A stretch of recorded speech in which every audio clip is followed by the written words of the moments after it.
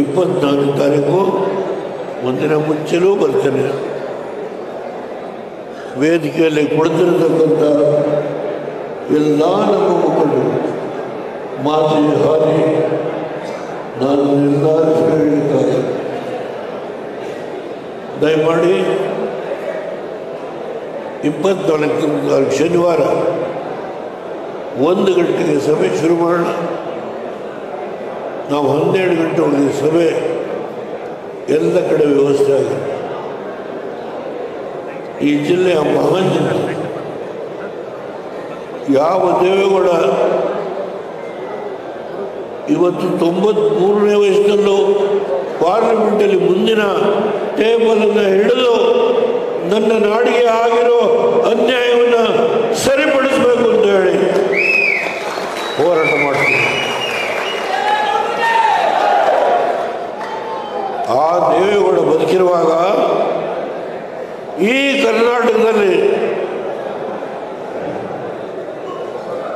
ಈ ಪರಸ್ಪರ ಇಬ್ಬರು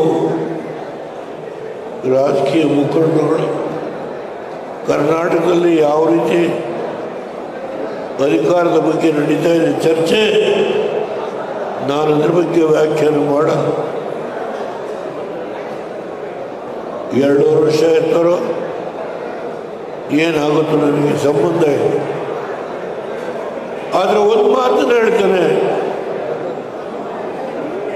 ನಾವು ಈ ಒಂದು ಅವಕಾಶವನ್ನು ಸದ್ಬಳಕೆ ಮಾಡಿಕೊಂಡು ಈಗ ಏನೇನು ಅಕ್ರಮಗಳು ನಡೀತಾ ಇದೆ ಪ್ರತಿಯೊಬ್ಬರಿಗೂ ನಿಮಗೆ ಗೊತ್ತು. ಒಂದು ತಾಲೂಕು ಆಫೀಸ್ಗೆ ಹೋದರೆ ಇದೆ, ಜಿಲ್ಲಾ ಕಚೇರಿಗೆ ಹೋದರೆ, ಎಕ್ಸಿಕ್ಯೂಟಿವ್ ಆಫೀಸ್ಗೆ ಹೋದರೆ, ಎಲ್ಲಿ ಏನು ನಡೀತಾ ಇದೆ ತಲೆ ತೆಗೆಸ್ಕೊಳ್ಬೇಕು. ಯಾಕಂದರೆ ಅವರು ಅಲ್ಲಿ ವ್ಯವಸ್ಥೆ ಮಾಡಿ ಬಂದಿರ್ತಾರೆ. ಅದರಿಂದ ಅವ್ರ ಬಗ್ಗೆ ನಾನು ದೂರಲ್ಲ. ಇಂಥ ಒಂದು ಸಂಕಷ್ಟಕ್ಕೆ ಈ ರಾಜ್ಯ ಏನು ಈಡು ಮಾಡಿದ್ದಾರೋ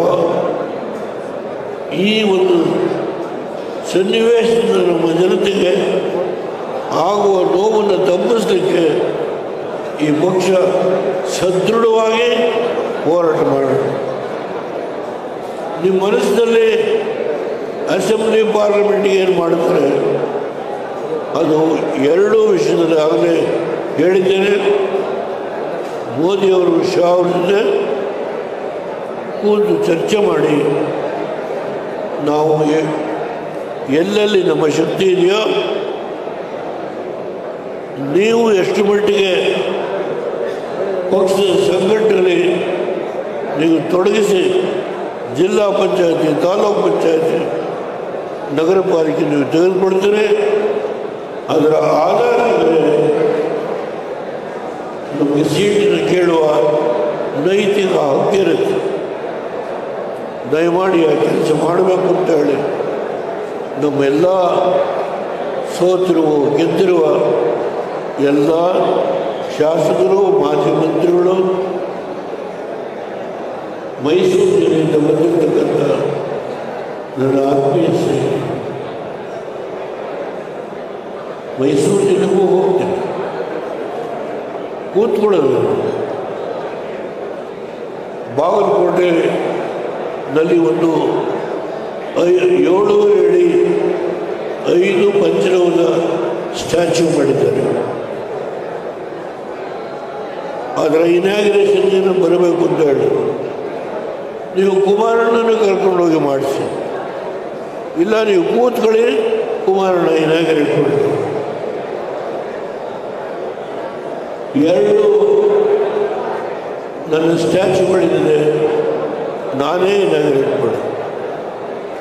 3ನೇದು ಬಾಗಲಕೋಟೆಯಲ್ಲಿ ಕುಮಾರಣ್ಣ ಕೈಲಿ ಮಾಡಿಸಿ ಅಂತ ಹೇಳಿದ್ದೇನೆ. ಅದು ಕುಮಾರಣ್ಣವ್ರು ಕೇಳಿ ಜನವನ್ನ ಗೊತ್ತು ಮಾಡಿದ್ರು. ಬರೀ ಹಾಸನ ಜಿಲ್ಲೆ 2 ಜಿಲ್ಲೆಗೆ ದೇವೇಗೌಡರು ಇರ್ತಕ್ಕಂಥ ಈ ಜಿಲ್ಲೆಯಲ್ಲಿ ರೇವಣ್ಣ ಶಕ್ತಿಯನ್ನು ಮುಗಿಸಲೇಬೇಕು ಅಂತ ಹೇಳಿ ಎಷ್ಟೊಂದು ನೋವನ್ನು ಕೊಟ್ಟಿದ್ದಾರೆ. ಅದ್ರ ಬಗ್ಗೆ ನಾವು ಚರ್ಚೆ ಮಾಡಲ್ಲ.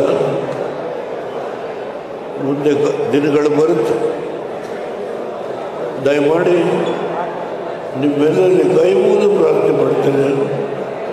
ಪ್ರತಿ ಪಂಚಾಯತಿಯಿಂದ ನಮ್ಮ ಪಂಚಾಯತಿ ಅಧ್ಯಕ್ಷರು ದಯಮಾಡಿ ಎಲ್ಲರನ್ನೂ ಈ ಸಮಯ ಬಗ್ಗೆ ನಾನು ವಿನಂತಿ ಮಾಡ್ತೇನೆ. ನಮ್ಮ ಪಕ್ಷದ ಪದಾಧಿಕಾರಿ ದಯಮಾಡಿ ಕೈ ಮುಗಿದು ನಿಮ್ಮಲ್ಲಿ ಪ್ರಾರ್ಥನೆ ಮಾಡ್ತೇನೆ.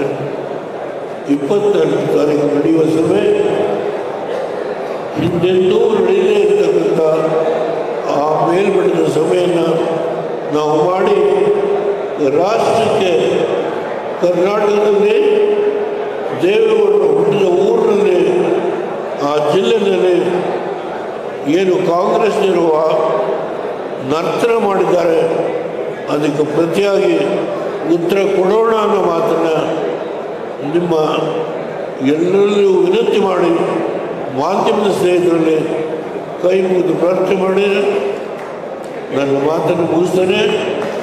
ಈ ಕಾರ್ಯಕ್ರಮದ ವ್ಯವಸ್ಥೆಯನ್ನು ಮಾಡಿದಂಥ ಎಲ್ಲರಿಗೂ ನನ್ನ ಅನಂತ ನಮಸ್ಕಾರ.